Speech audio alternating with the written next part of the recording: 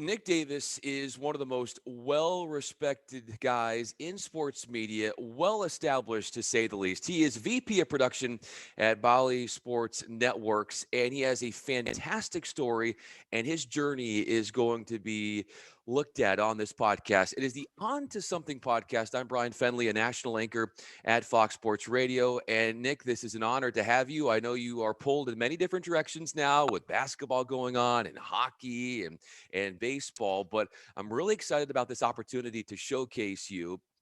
And I wanted to start here. How do you remember Dick Enberg? Wow. Dick Enberg was, first of all, one of the classiest people I'd ever met. And, my first memories of Dick Enberg go way before I ever started working with him. As a kid, as most people did, I grew up watching Dick Enberg doing NBA basketball. I especially remember him doing NFL football. I mean, he has that great voice, and he was always such a great presence, always so enthusiastic. And I grew up watching Dick Enberg do all kinds of sports. So fast forwarding, when I became executive producer at then Fox Sports West Prime Ticket, and then we added San Diego, I started working with the Padres again. And at that time, Dick was doing play-by-play, and it was such a thrill to get to work with someone whom I'd idolized and listened to for decades. It was huge. What broadcaster that you've worked with do you see most of yourself in? Do you see most of your personality in one broadcaster more than any other that you've worked with or that you've witnessed? Based on your demeanor, based upon your candor? Well, you know what? One of the guys that whom I recognize so much of myself in is Mark Grant, who is the analyst for the Padres. Mark and I go way back. Eons ago, I produced the Padres. I produced the Padres for 9 years, and Mark was my main analyst. And he is, first of all, his sense of humor is off the charts. I mean, anyone who listens has the pleasure of listening to a Padres telecast gets to hear that. And, off mic, Mud is just such a great, genuine, open guy that he does remind me a lot of myself. And when we get together, it's just pure silliness and madness ensues. I mean, we'll text each other before games and after games, and just at the oddest times, I'll get this text from Mud, and it has some joke in it, or it's just some out of the blue random saying, and we'll both be laughing on the other end of our phones. It's just a great relationship. With all the responsibilities you have in San Diego and then also in Los Angeles, how many miles have you racked up in your car? Wow. I had to replace a car because I was traveling so much. I do so much and did so much traveling around when I was EP at West Prime Ticket San Diego. Going to games in the area, we had so many teams. We had NHL, we had 2 NHL teams, we had MLB, 2 MLB teams, we had the Clippers and the NBA. And I regularly, one of my things is get out there and make sure your people see you. Since I grew up in the trucks, not only doing camera and TD and doing tape, but eventually producing and directing. So I feel so comfortable in the truck that even as an executive, I feel most comfortable when I step into that truck. And, sometimes it's all I can do to keep from sliding either the producer or the director out of the way and saying, hey, let me just sit down here and get to this again. But that is I find that the older I get, the more I long to just jump back in that chair one more time and just, produce a game or direct a game. It's so much fun. Well, when you think about being in the truck, and when you think about the most humblest moment of your career when you were beginning your rise and starting up in the business, when somebody says this was Nick Davis's embrace the grind moment, when is that, and what did that look like for you? Well, I can remember once we were doing Padres baseball. I was producing Padres baseball, and our switcher locked up on us. Our TV had no control over the switcher. Now they say, we're switching between so many cameras during a telecast. That's obviously a huge problem. So what we did is our truck engineer, our EIC, switched one of my routers to control of the cross-latch. So now I had control. I obviously couldn't do anything fancy, but I was cutting the show as producer. I was cutting the show on my simple router. And it's at times like this that you really need to, first of all, keep calm and understand that you've got an entire truck and a stadium full of techs looking to us for direction, and we have to just, all right, be as matter of fact as possible, even though this was a really ridiculous situation. But it's times like this that make you think, you know what? Yes, we've got all the technology possible at our disposal, but it still comes down to the simplest things: staying calm, knowing what you're doing, relying on your people to know what they're doing. And after that show, we were all just so fired up, because that probably went on for an inning and a half until our engineer was able to track down the problem and then get us back up. And then in a break, we rebooted the switcher, and then we were back to normal. But after that, for years afterwards, we would talk about that and talk about how much fun that was. But, again, times like that, you really need to get down to the basics and then understand why you're there. How did you stay calm in that moment? It could not have been easy. No, but I knew that, I had, my personality is such that anyone who knows me knows that I'm enthusiastic and outgoing and love to talk with people. But having grown up in this business and then, started at the bottom and done various things, I knew that as fancy as you want to get, the basics are what count. So I've always had the ability, even though, on the inside, I'm a raging cauldron. And to this day, and my mind races, my body, but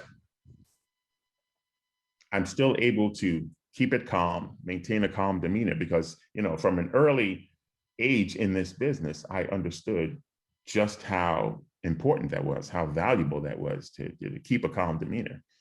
So I knew that even though chaos was going on around me and people were working behind the scenes to get us back on track, to get things working again, I knew I had to stay calm. And that's been one of the things that has saved me so much in this business, the ability to stay calm on the outside, even though on the inside, I'm exploding just as much as everybody else is.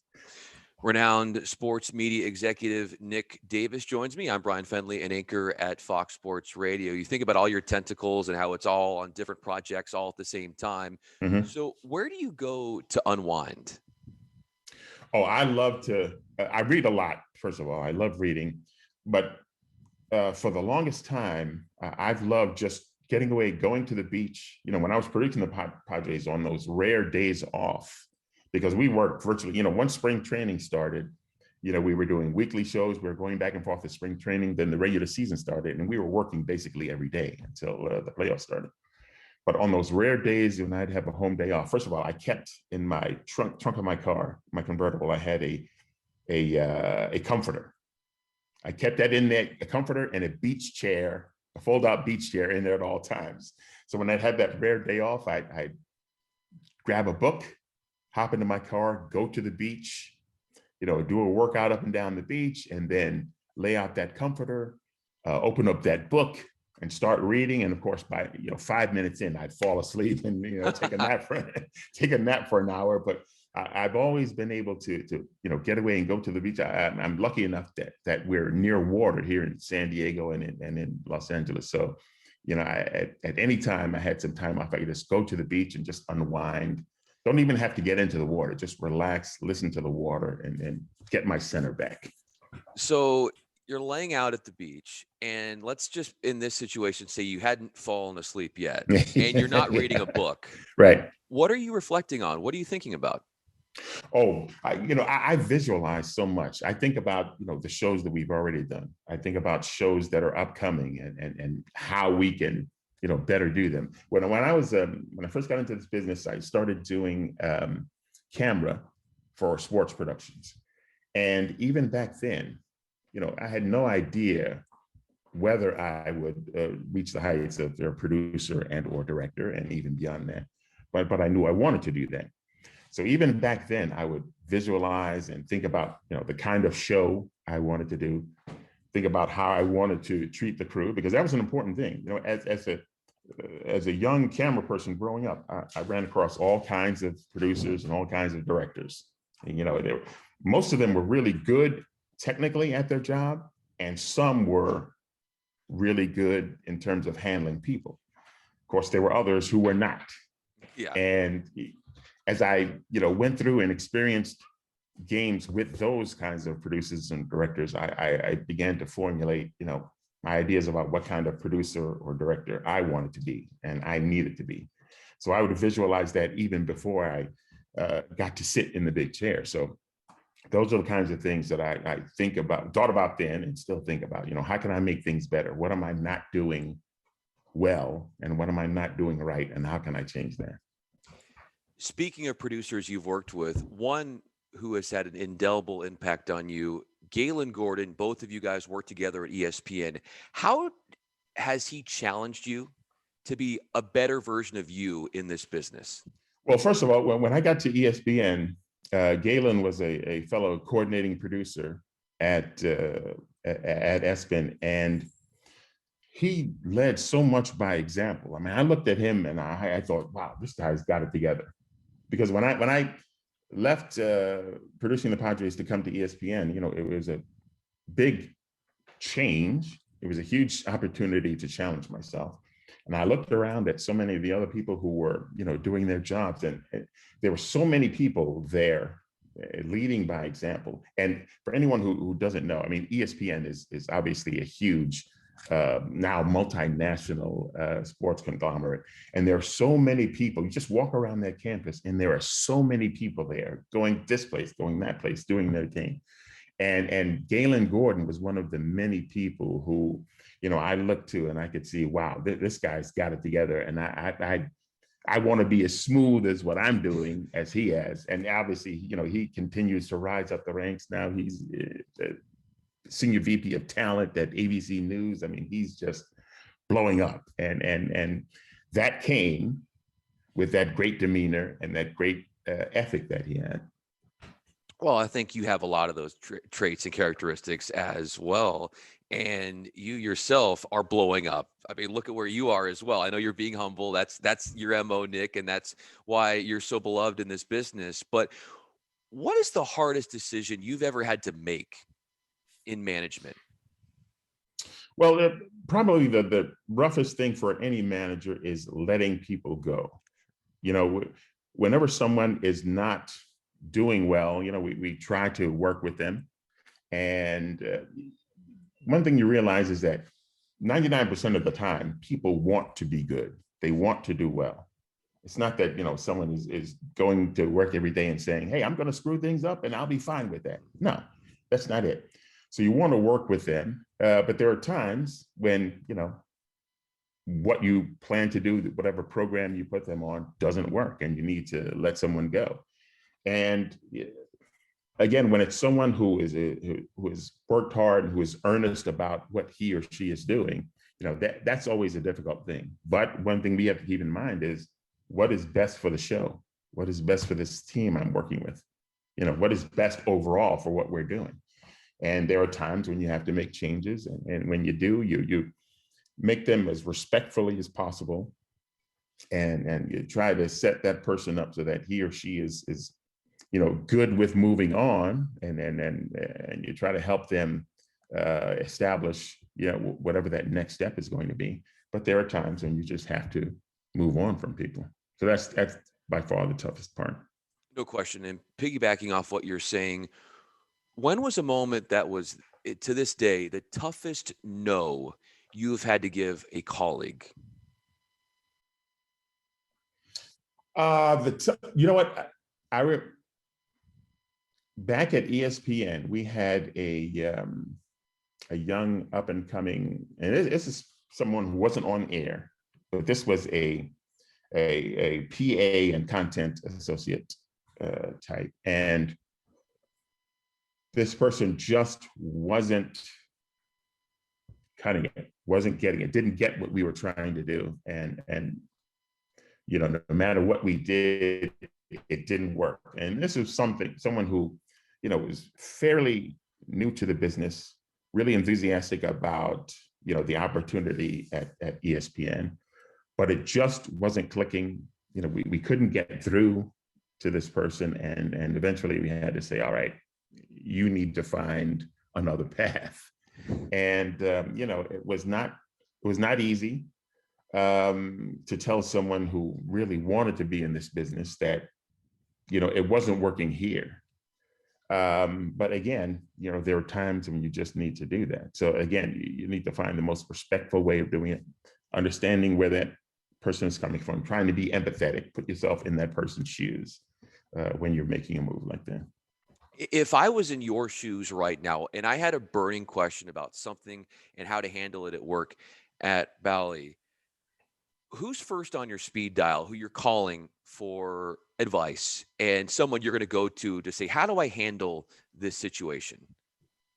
Well, one of the first people is my boss, Mike Connolly.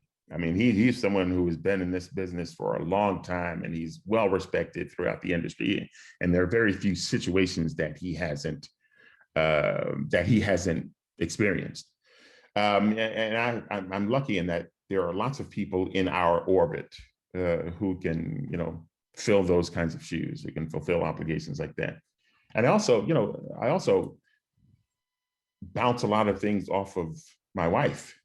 I'll when I'm in a difficult situation, I'll say, what, here's something. My wife, again, has a really calm demeanor. She's an engineer by training, so she can be analytical, but she also has, the creative side. So there are times when I one of my problems is that I sometimes stay within myself too much, trying to solve it on my own. And I just need to open up and say, all right, I need a fresh brain on this one. I need a fresh set of eyes to look at this thing. I need a fresh set of ears to listen to what's going on. So I'll bounce things off of my wife, and she always comes up with sage advice. If I'm looking through your eyes, many years ago when you were a football player at Purdue and you were taking on UCLA, what would I be seeing? You'd be seeing it. It's funny. The first time when I was a freshman at Purdue, I came from a math science college prep high school in New York, not an athletic powerhouse. Stuyvesant High School, one of the best high school in the country. I'll say that academically. But it was not, an athletic powerhouse. And in New York City, athletics are a different animal, especially on the football side than high schools you'll see out west or in the South or in the Midwest. So I went from a city player. Months later, I'm suiting up, and the first game I suited up for was against Notre Dame, and it's we're running out, and there are 69,000 plus enthusiastic people yelling, and I'm like, holy cow! What? A few months ago, I was in New York City, where we would play in front of, if we were lucky, 30 people, and now I'm in this situation that, and to this day, decades later, still gives me goosebumps thinking about that and thinking about that change. But it was, going to Purdue, leaving New York City and going to the Midwest and going to Purdue and playing Big Ten football was the best decision I could have made. I mean, it was so different from what I had been doing, and it just opened up so many things to me. To this day, I still maintain friendships and met so many people by going to Purdue that it was a great move. When you come across a program from those days and there's a portrait of you, a young version of Nick Davis, what comes to mind there? Because I noticed that the Nick Davis then had a little bit more hair. Yeah, a little bit more hair. And, it's funny. I laugh every time I open up a program and see a picture of me, because it reminds me, when I came to Purdue, I was a 6'5" wide receiver. I weighed maybe 200, just over 200 pounds when I got there. I was tall and skinny. One of our offensive linemen, Matt Hernandez, who went on to play for the Seahawks and for others. One of the first times he saw me, he nicknamed me String Bean because I was so tall. I was so tall and skinny. And he later shortened that to Bean. He was a great guy, really funny guy. And that kind of exemplified, the wide-eyed innocence I can do. And it was just such a joy to be around and be a part of that program. It was huge for me and huge in my development. But I can't help but chuckle when I think back to those days. I was a tall, large frame, but really skinny, had trouble keeping weight on. Obviously not a problem now, if you could see me in phone. So I wish I had that problem still. The joy, you talk about the joy. I want to know what it was like from your perspective, Nick, to experience the joy of Ralph Lawler when he had the star put in at the Hollywood Walk of Fame, and you were witnessing that, and just the emotion that was coming from Ralph and his family. Well, first of all, Ralph just had a birthday just a few days ago, and we were texting back and forth on that. But it was such a privilege, first of all, just to get to work with a legend like Ralph Lawler, and to be there for his Hollywood Walk of Fame ceremony was huge. And Ralph was so appreciative of everyone who had brought him to that stage, including the people he was working with at West Prime Ticket. And boy, that was a thrill. It was a thrill to be there for that. It was also a thrill to be there in Springfield, Massachusetts, a couple of years ago when Ralph was inducted into the was honored at the Hall of Fame ceremonies. I mean, that was another huge thrill. And again, Ralph was so appreciative of that, and it makes you feel good. It makes you feel really warm when someone is so humble about something like that. And I'm sure that made him feel good knowing that you were there and being able to take in these awards that he so rightly deserves. How hands-on were you when the Clippers, when Ralph decided to retire, and then, you had Brian Seaman come in, and then you had No Eagle come in, and so you guys sort of made that seamless transition? Well, first of all, yeah, we worked hand in hand with Ralph. We wanted to choreograph this thing right. When a legend decides to hang it up, that's a big deal. And Ralph had been the voice of the Clippers for decades. He's well respected, well known throughout the NBA. So we knew we really needed to work closely with Ralph, find out what his needs were, and really tailor that last year to what Ralph wanted to do. One of the things he wanted to do was work with some of the people who were important to him throughout his career. So, bringing in folks like Mike Fratello and Hubie Brown and Billy Crystal. That was a huge thrill too, having Billy Crystal as a guest analyst with Ralph in that last year. So, yeah, our group was very hands-on in making sure that we tailored that and made sure Ralph, we sent Ralph off. And the Clippers, by the way, were huge on that front in making sure that we sent Ralph off in the manner in which he deserved. And then, of course, if we send Ralph off, then we have to bring in new folks. And working with Brian and Noah, who is, one of the brightest young talents around. It's a funny story. When I first talked with Noah, I gave him a call and told him that we were interested in talking with him about the Clippers play-by-play job. And he was in his car on his way back from class at Syracuse. And I remember, after I hung up with him, and I'm like, wow, I'm talking, this young guy is so young that he's still in college. He's on his way back from class, and we're talking to him about this high-profile job. But as you know, he comes from great stock, and he's really talented, and he's really doing great things as the Clippers radio play-by-play. I heard, I was looking at this piece by the Athletic, and when he answered, he didn't even know who it was, right? Or when you were calling, and he's like, "Who is this number? Is this a telemarketer?" Like, so what was it like for you to finally get on the phone with him and him realizing, okay, this is a bit different than somebody who is asking me to do some survey or to put in money for something?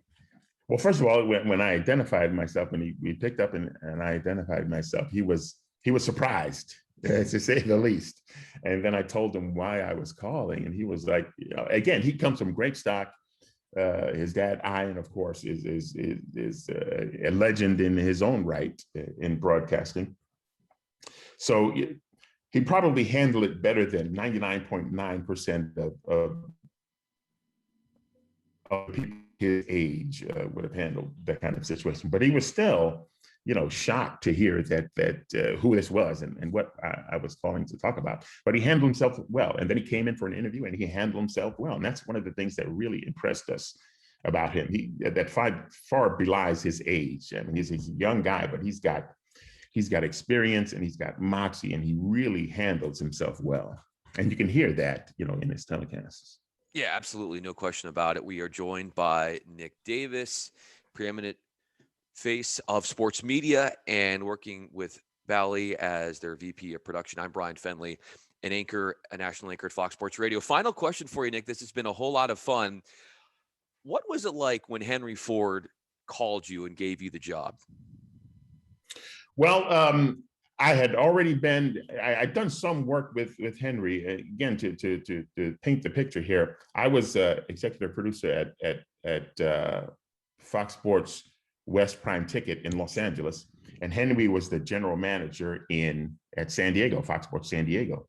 And one of the things we were doing back in 2016, we consolidated some operations. So we folded San Diego into West Prime Ticket. And our GM, Steve Simpson at West Prime Ticket, was going to be the GM at Fox Sports Southwest. So we were moving some parts around, and the powers that be decided to merge San Diego and West Prime Ticket in LA. And so I would already work with Henry on some things. I had some meetings with him. You know, at the time, the San Diego was carrying the Anaheim Ducks telecast and the Clippers. So we'd work together on some things, but it was such a great thrill to, you know, when we all found out that we'd be working together, and getting to work with Henry was tremendous. Very forward thinking individual. So that was fun. I can see some of those traits emanating through you as well. I said that was my last question. I promise you, Nick, this is going to be my last question. How are you, as somebody who is in charge in sports media as an executive, and the way you lead, how does that compare to you as Nick Davis, the father, and the way you as a father leads? Well, you know what? There are parallels. There are some interesting parallels. On both sides, you need to be empathetic to the person or persons on the other side. You know, as a father, and I was just thinking about this. It's funny you asked this question. I was thinking about this morning when I was thinking about my kids. My kids are adults now, our two daughters. But as a father, as a mother, as a parent, you really need to be able to place yourself in your child's situation as you're making decisions, as you're talking with them, as you're you know, doing things that they may not like, but you know is good for them in the long run. Well, just because it's the right thing and good for them in the long run doesn't mean that it's going to go smoothly. And you've got to try to understand how this sounds to them as you're, you know, laying down these directives, as you're telling them what you need them and want them to do. But you've also got to find a way to understand their point of view and make it as palatable for them as possible. It's the same thing, you know, where if you're a producer, if you're a director, if you're an executive, you've got to find ways to empathize with your people so that you can maximize your effectiveness. I hear you saying that, and it just plays right off my intro into you. The reason in which you are so well respected in this industry is because that's the way you lead, and that's the way you use your position to oversee others, and they enjoy and they really appreciate the way in which you do that. Nick Davis, he is a rock star. He is VP of production at Bally Sports Networks. I'm Bryan Fenley, a national anchor at Fox Sports Radio. Nick, this was a whole lot of fun diving into your career. Really appreciate you and your time. Sure was. Thanks, Bryan. Appreciate it.